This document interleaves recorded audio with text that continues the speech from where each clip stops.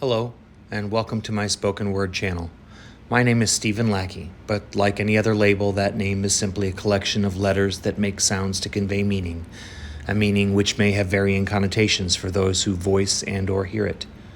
The spoken word is much the same, its effect ranging from dissonance to resonance, apathy to revulsion, sometimes even to the same person over time. I'll be reading some of my own work today, offering analysis of its meter, rhyme scheme, and content. If you find it appealing, heartening, or evocative, or even not worth remembering, please consider the aforementioned variability of response. Words, much the same as attitudes, friendships, and even the air we breathe, may teach us, transform us, or pass uninspiringly in this moment, but the next is yet to be defined.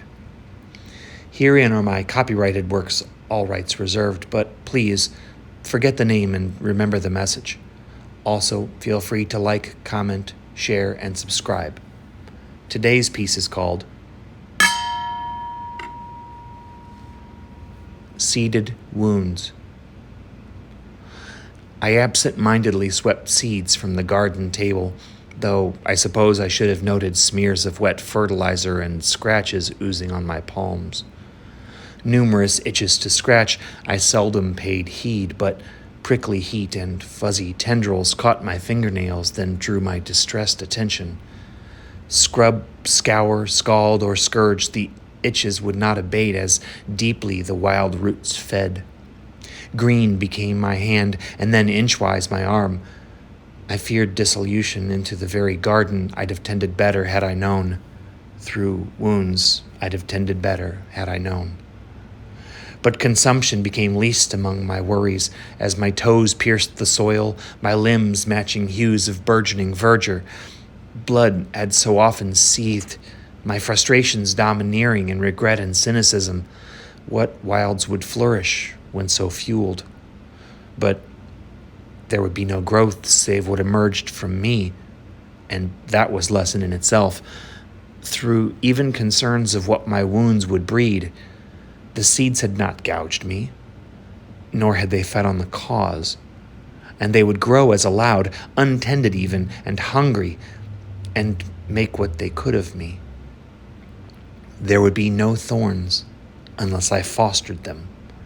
They would not desiccate unless I withheld water.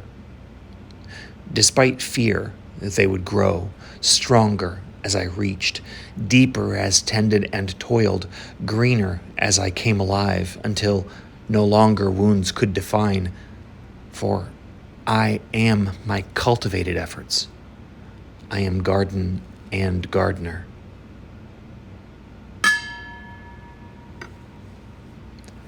This is a free verse examination of two combined stories, the Cherokee parable of two wolves, influenced by the lonesome death of Jordy Verrill. It intends to express that we live out the choices we make, although some things are beyond our control. The seeds that made their way into the narrator's system by accident will feed on what they are given. Even if neglected, they will weed and wild. So, as the gardener, do something. Some good, preferably, lest thorn and bramble propagate and choke. Thank you for joining me today. I hope it has been some mix of enlightening, entertaining, and thought-provoking, and if not, well, perhaps another time. You could have spent it any number of ways, but I sincerely appreciate that you've chosen to spend this time listening to phrases I have turned. I'd like to hear your thoughts as well. Drop a comment below regarding what your own or someone else's creative writing and or spoken word has meant to you. Also, subscribe to my channel if you like. I'm not sure how often I'll be posting, but if you click the notification bell, you'll be among the first to know when I do. I'd like to feel that I've given at least one person hope fostered by a feeling of resonance and understanding, putting these words in a certain order, expressing them in a certain way.